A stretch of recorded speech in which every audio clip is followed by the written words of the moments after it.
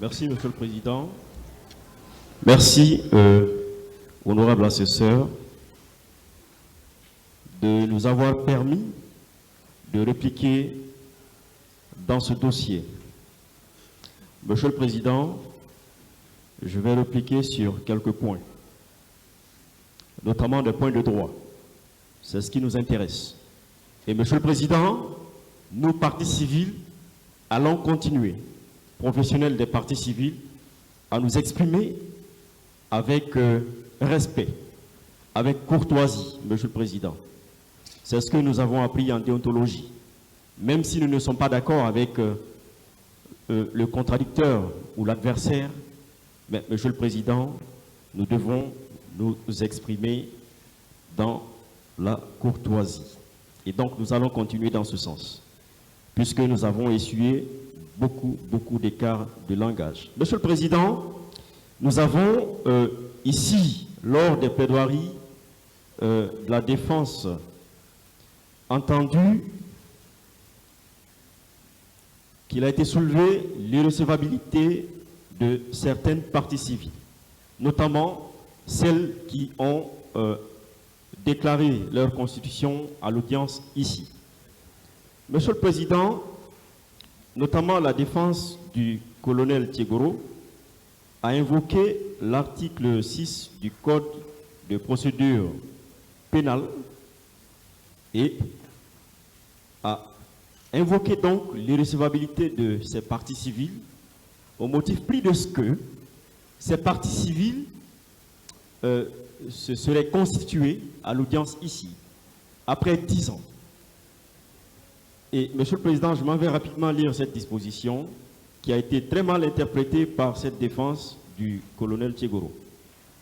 L'article 6 du Code de procédure civile pénale plutôt dispose: une action civile ne peut être engagée après l'expiration du délai de prescription de l'action publique. Je ne continue pas puisque je n'ai pas assez de temps, point. Et donc, selon la défense du colonel Thiegoro, l'action publique dans ce dossier se prescrit en 10 ans. Et que nous, partis civils qui avons nous sommes constitués partie civile à l'audience publique ici, ne sommes pas recevables. Monsieur le Président, nous vous prions de bien vouloir balayer cette argumentation parce que nous, à la lecture de cette disposition, n'avons exercé aucune action civile. Aucune. Et d'ailleurs, s'il y avait une action civile à exercer, ce ne serait pas devant cette juridiction. Et mieux, Monsieur le Président, mais nous sommes venus nous constituer au cours d'une procédure qui est encore en cours, qui est pendante, qui n'est pas terminée, et qui a été engagée dans les délais par le parquet. Et donc, on ne peut pas, sur la base de cette disposition, soulever l'irrecevabilité des parties civiles. Et également, on a soulevé l'irrecevabilité des ONG au motif pris de ce que ces ONG, Monsieur le Président, n'auraient pas d'agrément dans les délais. Mais, Monsieur le Président, la disposition qui a été invoquée parle de plainte. Aucune ONG, Monsieur le Président, dans ce dossier n'est plaignante. L'action publique a été engagée, mise en mouvement par le parquet général. Ce n'est pas nous. Nous n'avons pas porté plainte. Ces ONG sont venues se constituer partie civile. Quand nous invoque une disposition légale qui nous interdit, nous, partie civile, ONG, à nous constituer partie civile, ou qui nous soumet, Monsieur le Président, à une quelconque condition pour nous constituer partie civile. Si c'est pour porter plainte, d'accord, cette disposition, elle existe bel et bien. Mais nous ne sommes pas plaignants dans ce dossier, en tout cas pour ce qui concerne ces ONG. Monsieur le Président, je continue rapidement. Monsieur le Président, parlons à présent de l'application, de la définition de la complicité selon le Code pénal de 2016 dont l'application est invoquée par la défense. La défense vous dit d'appliquer ce code au motif pris de ce que, Monsieur le Président, il s'agirait de loi pénale plus douce à bien des égards. Monsieur le Président, La complicité est définie par ce code. Cette loi, dont on invoque l'application de l'autre côté, dispose à l'article 19. La complicité est la participation d'un individu en pleine connaissance de cause à un crime ou à un délit, dont un autre est l'auteur principal. Les complices d'un crime ou d'un délit sont punis des mêmes peines que les auteurs principaux. L'article 20, c'est là que c'est encore intéressant, sont punis comme complices d'un fait qualifié crime ou délit. 1. Ceux qui, par don, promesse, abus d'autorité ou de pouvoir, je me limite là. Mais, Monsieur le Président, de l'autre côté, on est en train de nous exposer la complicité comme on le fait à l'université. C'est purement théorique. On ne parle que de deux aspects de la complicité de l'autre côté. La complicité par instigation, la complicité par collaboration. Mais, Monsieur le Président, nous sommes professionnels, nous sommes régis par des textes. Il faut aller au-delà, il faut lire les textes. Et ce texte ne parle pas que de complicité par instruction, mais aussi par abus d'autorité ou abus de pouvoir. Monsieur le Président, il y a un professeur de droit bien connu, réputé, qui a donné la définition de l'abus d'autorité dans ce cadre de la complicité, et qui dit ceci. Il y a abus d'autorité. Il s'agit, Monsieur le Président, du professeur Jean-Paul Doucet. Monsieur le Président, je n'ai pas le temps de parler de lui. Monsieur le Président, il définit la notion de complicité comme étant, il le définit comme ça, comme ceci. Il y a abus d'autorité lorsque le détenteur d'un pouvoir sur autrui, que sa supériorité soit de droit ou de fait, en use, ou pour pousser celui qui lui doit obéissance à commettre une infraction, ou pour le contraindre à supporter une atteinte à sa dignité ou à ses droits. Monsieur le Président, nous avons écouté la défense du capitaine Moussa Dadis Camara parlant de complicité, parce que beaucoup d'entre eux sont renvoyés devant vous pour complicité. Monsieur le Président, la défense du capitaine Dadis vous a brandi un document, notamment le communiqué du ministère de l'administration du territoire de l'époque. Mais, Monsieur le Président, je pense qu'ils ne sont pas allés jusqu'au bout de la lecture. Ils l'ont brandi fièrement pour dire qu'il a pris des initiatives. Sauf que, par ce courrier, il a interdit les manifestations. Et donc, ça veut dire que le capitaine Moussa Dadis Camara reconnaît s'être associé à ce courrier-là, à cette interdiction-là, Monsieur le Président. C'est un abus d'autorité, c'est un abus de pouvoir. Il ne lui revient pas de s'immiscer, Monsieur le Président, pour ce qu'il est des demandes de manifestation ou de meeting. Il est au perché. C'est lui le chef de l'État, le président. Ce n'est pas à lui de gérer ces situations-là. Les mairies sont là pour ça. Et en dernier ressort plus tard, peut-être le ministre, effectivement, de l'administration du territoire, mais non le président. Aussi, Monsieur le Président, ce jour, il était très furieux. Il a poussé, Monsieur le Président, ses gardes à aller au stade. On se limite à dire non, il n'a pas instruit à quelqu'un d'aller. Mais avec l'abus d'autorité, avec ce comportement, Monsieur le Président, il a poussé. Il a provoqué ces faits-là. Il attendait d'eux qu'ils partent. Il en est ainsi de beaucoup d'entre eux, Monsieur le Président, qui, de par leur position, ont conduit leurs subordonnés à aller poser ces actes. Monsieur le Président, nous avions, moi personnellement, beaucoup de choses à dire, mais compte tenu du temps, et nous comprenons, d'ailleurs, je renouvelle mes remerciements au tribunal, je me limite là, et je vous remercie. Merci, Monsieur le Président, de nous permettre de rapidement présenter des répliques sur des points précis, comme vous l'avez d'ailleurs indiqué. Moi, j'aimerais tout simplement, Monsieur le Président, revenir sur la question de la banalisation des violences sexuelles et sur un certain nombre de propos qui ont été tenus dans cette salle d'audience qui, à mon avis, au-delà de ce procès, est un temple du savoir.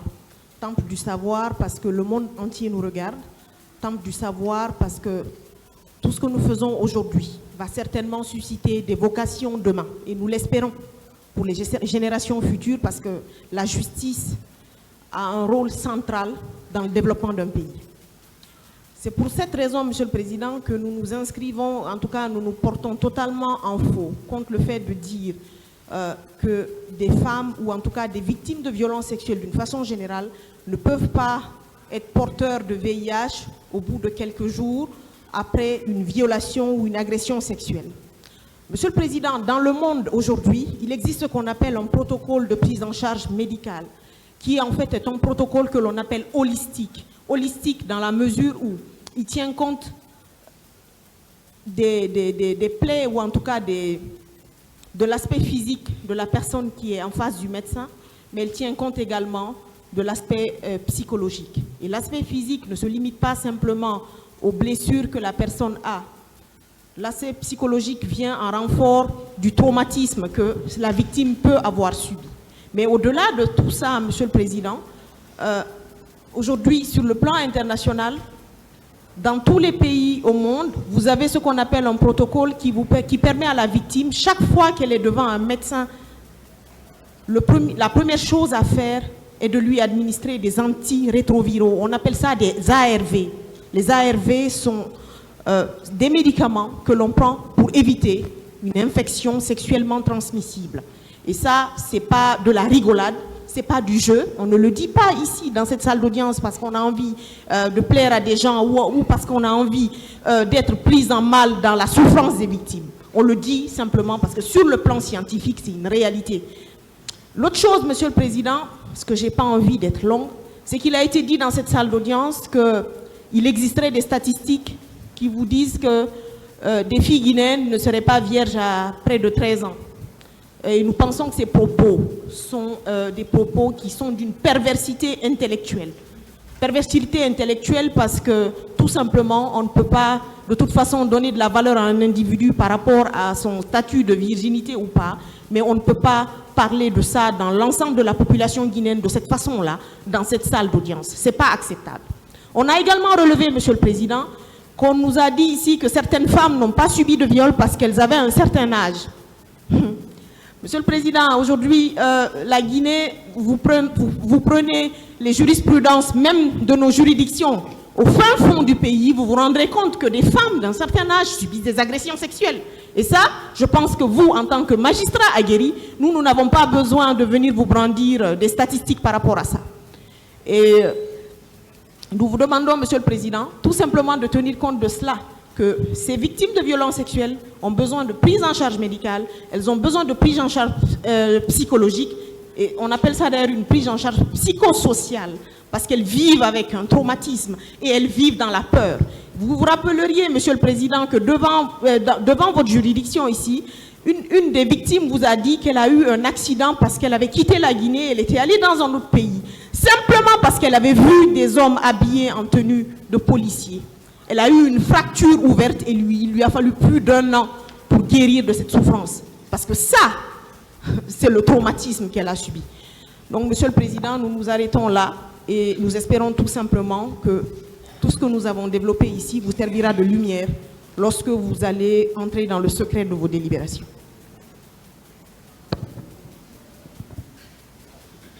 Je vous remercie, Monsieur le Président. Je ne serai pas long, étant donné que la plupart des points qui ont été développés par la défense avaient déjà connu des réponses. Mais je voudrais m'attarder sur un point. Monsieur le Président, au début de la plaidoirie de la défense, nous attendions avec sérieux et curiosité cette plaidoirie qui, la défense, pendant des mois, avait annoncé une bombe atomique d'arguments qui ont laissé entendre qu'il n'y aurait rien dans l'accusation. Parce que depuis toujours, on a cru qu'il n'y avait rien dans l'accusation. Monsieur le Président, tout ce vacarme n'était qu'une fumée de paille qui s'est vite dissipée dès les premières prises de parole de la défense, et la culpabilité des accusés ne fait aujourd'hui l'ombre d'aucun doute au fur et à mesure que nous les écoutions se succéder à la barre. La défense est interrogée sur les avocats de la partie civile. Si les avocats de la partie civile avaient fait les mêmes facultés, nous vous rassurons que nous sommes passés par Gamal, mes chers confrères. Alors, elle s'est demandé si c'était du droit que nous avions fait. Monsieur le Président, nous ne répondrons pas à ces personnes qui disent n'avoir pas fait, des personnes qui n'ont pas réfléchi et qui ont interjeté appel d'une décision de ce tribunal de joindre la question de la réqualification au fond. Nous vous laissons juger. Monsieur le Président, nous avons parlé au tribunal et non à la population. Contrairement aux effets des manches de la défense qui a plutôt tenté de distraire le public que de tenter de vous convaincre le tribunal de l'innocence de leurs clients. Monsieur le Président, des personnes qui ont crié haut et fort, indiqué sur tous les toits que le dossier est vide. Ils ont cessé de le marteler. Mais Monsieur le Président, ils ont pris des jours, parfois plusieurs semaines, pour justement vouloir tenter de démontrer que le dossier est vide. Quelle ironie du sort. Monsieur le Président, nous avons compris l'affolement et surtout le désespoir de la défense, qui n'a pas pu vous convaincre, parce que l'objectif n'était pas de vous convaincre, mais c'était de plaider pour la population. Monsieur le Président, honorable assesseur, nous n'avons pas plaidé pour la population, nous avons plaidé pour le tribunal, parce que l'objectif de ce dossier, ce n'est pas de convaincre le peuple ni la population, c'est de vous convaincre, vous, de la véracité des faits. Monsieur le Président, c'est donc le désespoir, ce désespoir est si grand, l'affolement si traumatisant, que certains avocats de la défense ont tenté, à travers des ragots, ramasser ça et là, des arguments grotesques, pour ne pas dire ridicules, tenter de décrédibiliser l'AVIPA et sa présidente. Monsieur le Président, ils en ont tellement gros dans le cœur que l'action et l'implication tellement grande de l'AVIPA pour que justice soit faite et que ces gémissements sont le reflet de la peur de cette organisation, que cette organisation a suscité. Monsieur le Président, Madame Asma Diallo, elle a été vilipendée dans cette salle. Mais quand elle nous a entretenus, elle nous a dit, cher maître, par décence, par respect de ce que représente un avocat pour une victime, ne répondez pas à ceux d'entre vous qui tentent de me jeter l'anathème.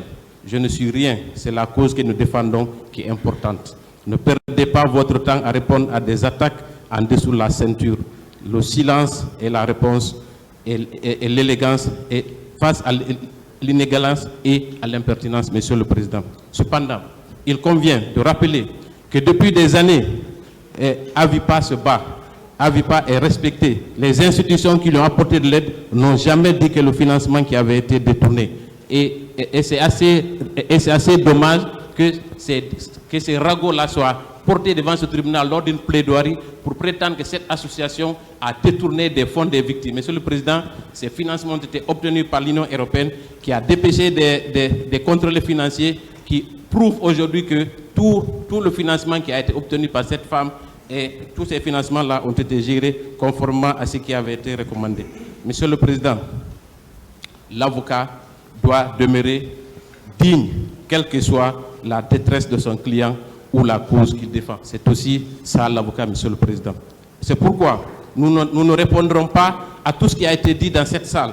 Quand un avocat, je ne vais pas le nommer contrairement à ce qu'il a dit, quand un avocat disait à cette barre que c'est la FIDH qui dictait la conduite aux avocats, c'est une insulte et en même temps une ignorance des relations entre clients et avocats. Monsieur le Président, il y a même un qui a pris la responsabilité de déclarer à cette barre que je n'ai été constitué qu'après avoir évincé un confrère. Mais Monsieur le Président, nous n'avons jamais indiqué comment Maître Jokami a été évincé dans le collectif du capitaine Moussa Dadis Camara, parce que cela ne nous intéresse pas. Je pense que dans ce procès, nous devons rester dignes.